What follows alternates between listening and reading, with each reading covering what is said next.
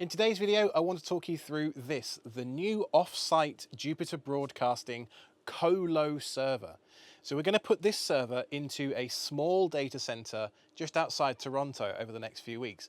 I kind of wanted to bring you along for the ride and show you some of the decisions we made internally as to how we're going to do storage, mapping out all the different flash devices, PCIe, lane considerations, all that kind of stuff.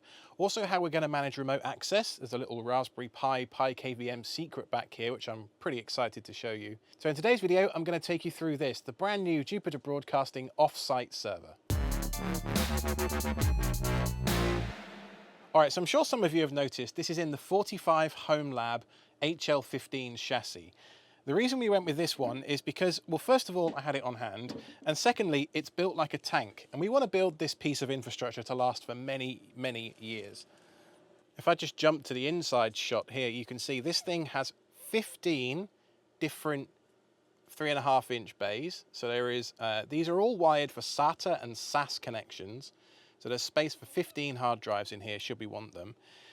There is a Xeon processor paired with a Supermicro X11 SBHNCTPF. This is the variant which comes with a pair of SFP Plus transceivers built into the back, so we can do 10 gig networking times 2. It has a dedicated IPMI management port in here as well. Now, 45 drives ship this with an RM750E power supply. This is a pretty good power supply for powering up hard drives and everything else. But if we decide later on we want to put a GPU in this thing, we want to do transcriptions and things for all the podcasts, we might need to look at upgrading this PSU a little bit later on.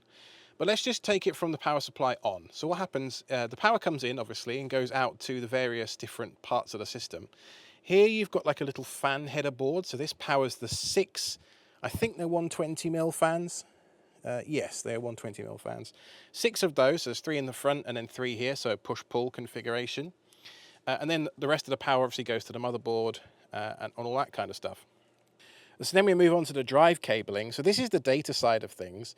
So these 4 cables here connect into the 15 drive slots on the front of the chassis. There's a backplane built into the back of here, built into the bottom of the front of the chassis. And that's how they actually connect into the front of the case. You can see that it pulls the air in through these big openings here. There's no filter on this, so time will tell as to whether that's an issue, but I'm hoping in a data center, dust isn't too much of an issue. Moving inside the case, we have one M.2 slot on this motherboard, which I want to run the root file system in a mirrored ZFS configuration. So what I ended up doing was running a single M.2 PCIe card in the bottom PCIe slot. I had hoped to actually put this as a mirror in that bottom PCIe slot there, because even though it presents as a physical 8X slot, so it looks like this on the motherboard, it's actually only wired as a 4X slot, and I'll put a little block diagram up on the screen for you as well. This slot here, we are running a pair of U.2 NVMe SSDs, so we've got a mirrored boot pair here of two M.2 SSDs, and then in this slot here we've got a pair of mirrored U.2 NVMe SSDs. These U.2 ones are pretty beefy. They have huge write endurance, they're incredibly fast, they get quite warm, so the airflow coming out of these fans here is very much needed to keep them cool. Now I didn't want to take up this top slot here with this card. And this is really interesting because we have to do something called PCIe bifurcation. So what we do is we take the 8X PCIe slot and slice it up into 2 4X slots. And we can do that in either this slot here, the 16X slot, or we can do it with this 8X slot here that these guys are in. We can't do it with this bottom slot because, as I said, even though it's a physical 8X slot, it's only wired up to have 4 PCIe lanes. So this one shares 16 lanes between this and the 2 SFP Plus 10 gig ports on the back of the motherboard over here, because I tried to set this to 4x4 by 4x4 and the 10 gig NICs disappeared. So you have to make sure you set this to 4x4 by 8, and those 8 slots, those extra 8 lanes live over here. The rest of the interesting stuff comes with this slot here. So this is a 16x slot, and this is obviously where a GPU would live. And so you think, okay, cool, maybe I could use that to run something like one of these cards. This is a M.2 4 by M.2 16x PCIe slot. So you can use PCIe bifurcation to present 4 M.2 drives directly to the motherboard.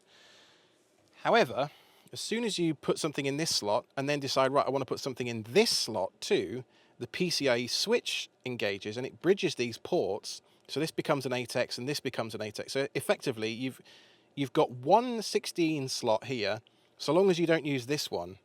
So, you know, by the time you put a GPU in here, it's probably going to cover this one anyway, which meant that for the storage, I was only able to use these bottom two slots, really. So we've got mirrored boot storage. We've then got these two, which are doing VM disks and, you know, running app data, and again in a ZFS mirror, so we can replicate this stuff off site from the data center for a backup purpose. And then we have a slot spare for a graphics card for any transcoding needs that we might have in the future, once we also tackle the power supply. 64 gigs of RAM in this thing.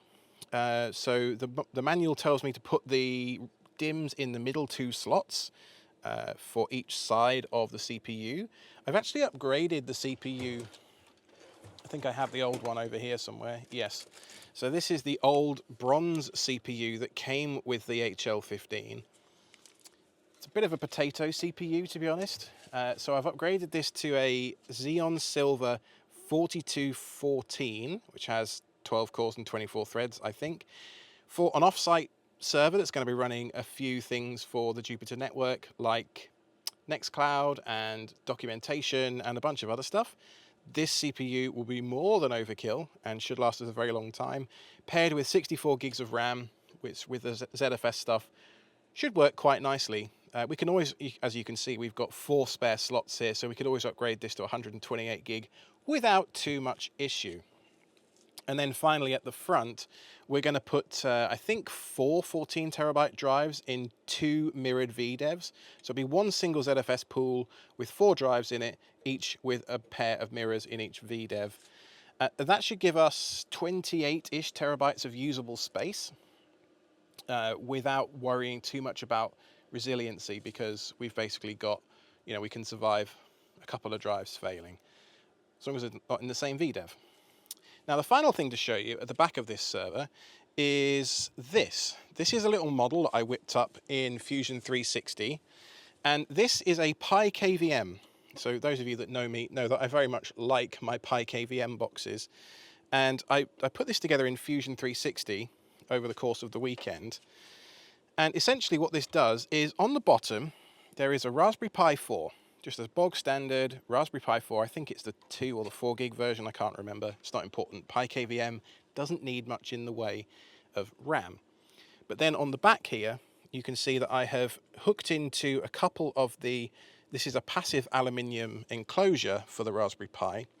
And then I've hooked into it with a couple of screws from the inside of the HL15 case here. So it gets plenty of airflow across the passive aluminium chassis on the bottom. And then you've got a USB-C power splitter. So you take the power in from the wall here.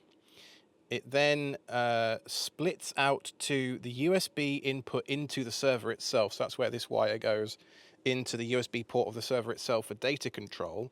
And then this is an on-the-go cable, which provides both data and power back into the Raspberry Pi's USB-C port itself.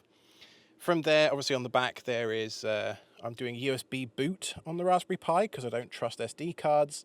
And then this gives us a network port as well. So we've got built-in IPMI in the server itself, and also a redundant IPMI system with the Raspberry Pi. And the reason we went this route is because we wanted to make sure that we had a Tailscale endpoint for this node. We're going to do all of our remote access for this using Tailscale.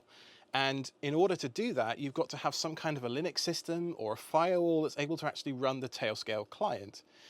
As it stands, the network gear in the data center is Unify gear. And whilst you can run Tailscale on Unify gear, it's not a first-class experience. And so we wanted to actually have a proper Linux box on a separate VLAN. So the IPMI port of the motherboard itself and the IPMI from the Pi KVM are both going to be on a dedicated management VLAN that's not very easily accessible from the internet, compared to a lot of the workloads on this thing, which are potentially going to be internet facing. So we just wanted to make sure there was a separation of concerns there, as well as some kind of redundancy, because the last thing I want to do is have to call the remote hands at the data center at 2 a.m. and incur a whole bunch of call out fees and that kind of thing. So that's a quick overview of the HL15 server that's going to go into the Toronto data center. Keep an eye out for the next video where we'll talk about actually installing it and some of the software side configuration that we're going to do with Proxmox and that kind of thing on this HL15 server for Jupiter Broadcasting. Until next time, I've been Alex from KTZ Systems.